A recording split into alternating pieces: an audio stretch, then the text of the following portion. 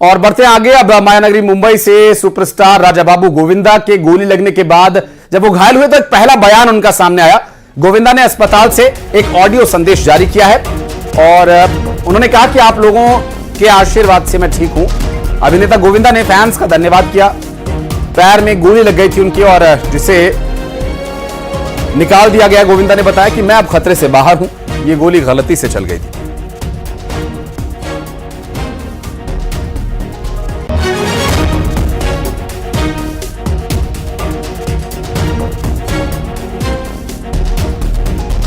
खबर बताई थी दरअसल गोविंदा, जो कि तड़के सुबह में उन्हें कहीं जाना था और उससे पहले वो अपना रूटीन काम कर रहे थे। इस दौरान रिवॉल्वर को साफ करने के दौरान या रखने के दौरान किस परिस्थिति में गोली चली, हालांकि ये तो गोविंदा से जब वो रूबरू हो गए मीडिया तब स्पष्ट हो पाएगा, लेकिन गोली चली और उनके पैर में लग गई।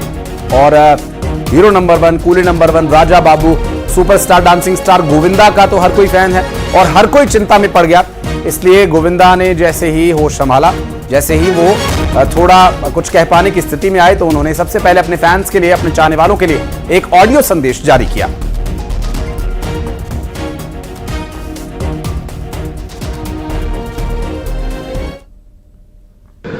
नमस्कार, प्रणाम। मैं हूं गोविंदा। आप सब लोगों के आशीर्वाद और माँ बाप का आशीर्वाद और गुरु की कृपा की वजह से गोली लगी थी, पर वो निकाल दी गई है। मैं धन्यवाद देता हूँ यहाँ के डॉक्टर का, आदरणीय डॉक्टर अग्रवाल जी का, और आप सब लोगों की प्रार्थना जो है, आप लोग का धन्यवाद। प्रणाम। तो ये आपने सुनी गोविंदा आहूजा उर्फ गोविंदा की आवाज, जो है आज भी हर दिलों की धड़कन।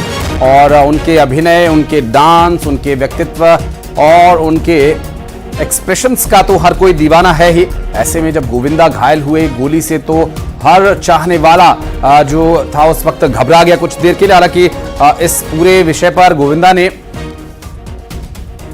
एक ऑडियो संदेश जारी कर अपने चाहने वालों को एक राहत दी है, एक रिलैक्स, जो कि परेशान थे सभी और सब ये उम्मीद कर रहे थे कि गोविंदा जल्द स्वस्थ हों और कोई गंभीर स्थिति ना हो। ऐसे में अब गोविंदा के मैनेजर का जो बयान है वो बता दें आपको कि गोविंदा के पैर में गोली लगी थी और गोविंदा की स्थिति अब ठीक है, वो अभी अस्पताल में ही है और ये गोविंदा के मैनेजर ने बताया।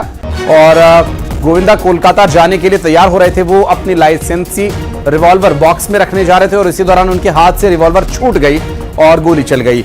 ये गोली उनके पैर में लगी और गोली निकाल दी गई है। गोविंदा के मैनेजर ने बताया कि अब वो ठीक हैं और अभी हालांकि अस्पताल में डॉक्टर के ऑब्जर्वेशन में उन्हें रखा गया, चूंकि पैर में घाव है और इस घाव में जब तक रिकवरी न हो जाए, संभव है कि तब तक राजा बाबू गोविंदा हॉस्पिटल में ही रहेंगे और जल्द वे स्वस्थ हों, वापस लौटें और जिस तरह से वो एंटरटेन करते रहे हैं पूरी दुनिया को, एक बार फिर एंटरटेन करने के लिए वापस लौटें, हम ऐसी उम्मीद करते हैं और उनके जल्द स्वस्थ होने की कामना करता है न्यूज़ 18।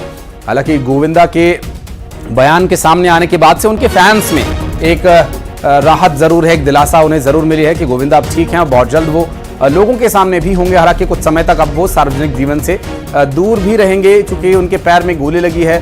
तो ऐसे में उनका घाव जब तक ठीक नहीं हो जाता, जब तक कोई इंजरी से रिकवर नहीं हो जाती, तब तक उन्हें हॉस्पिटल में डॉक्टर की ऑब्जर्वेशन में रखा जाएगा। और भोपाल से बड़ी खबर, सीएम हाउस पहुंचे कांग्रेस विधायक और सीएम से कांग्रेस विधायकों की मुलाकात हुई।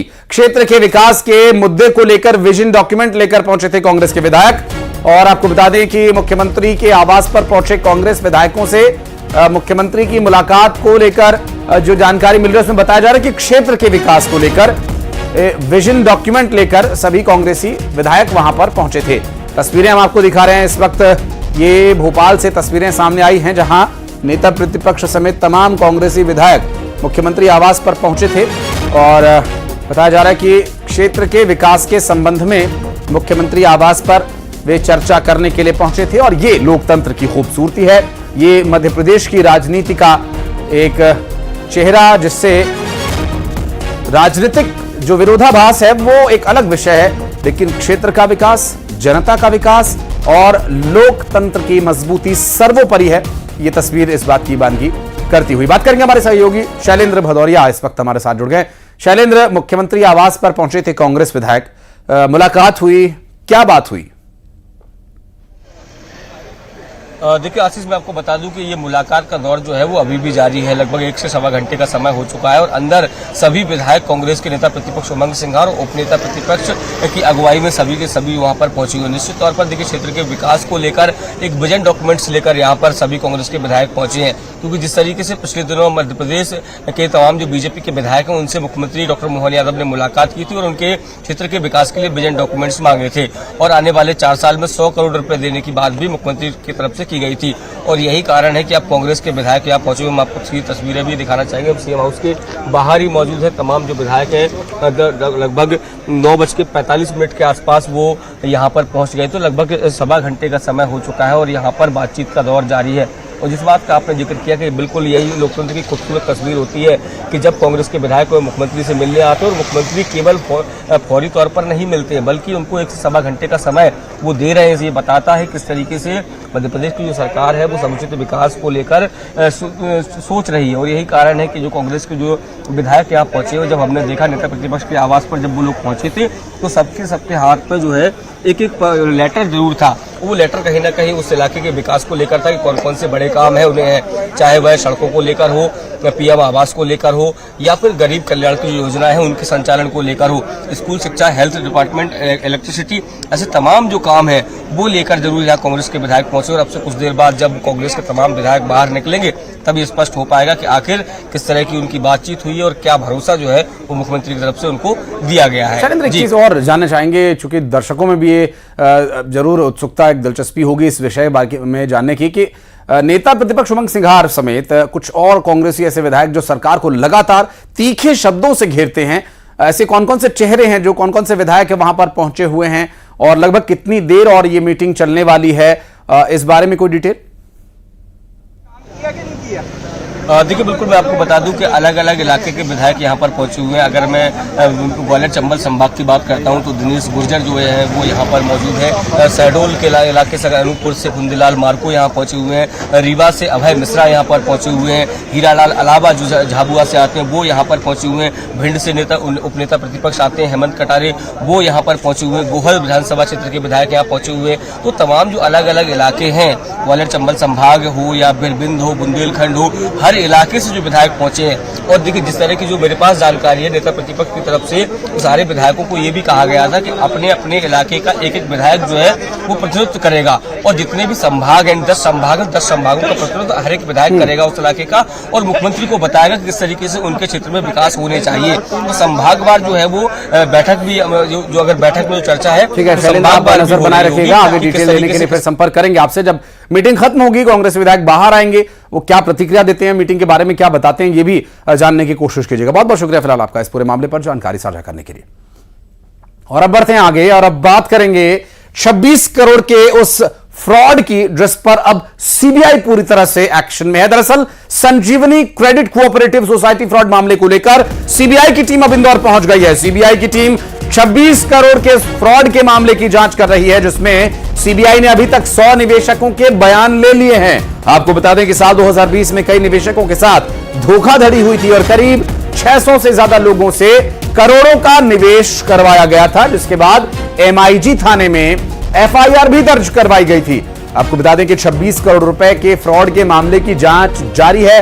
साल 2020 में निवेशकों से यह धोखाधड़ी की गई थी और इस पूरे मामले में एमआईजी थाना में मामला दर्ज है और अब संजीवनी क्रेडिट कोऑपरेटिव सोसाइटी के मामले की जांच सीबीआई के हाथों में है। सीबीआई ने अब तक 100 निवेशकों से बातचीत की, उनके बयान लिए हैं और अब जल्द ही इस पूरे मामले में आगे बड़ा अपडेट भी देखने को मिल सकता है, क्योंकि इस वक्त जो संजीवनी क्रेडिट कोऑपरेटिव फ्रॉड का मामला है सीबीआई के हाथों में है।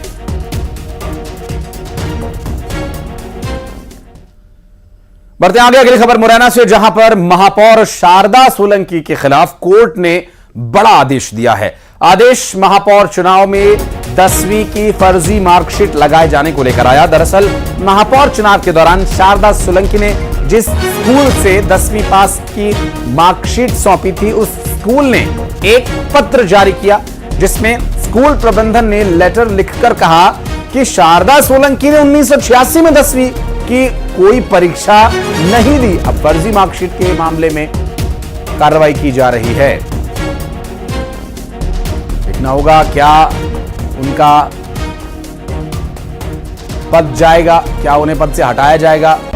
और फर्जी मार्कशीट लगाकर 10वीं की उन्होंने नॉमिनेशन भरा था और अब कोर्ट का शारदा सोलंकी के खिलाफ बड़ा आदेश आया है 10वीं की फर्जी मार्कशीट को लेकर।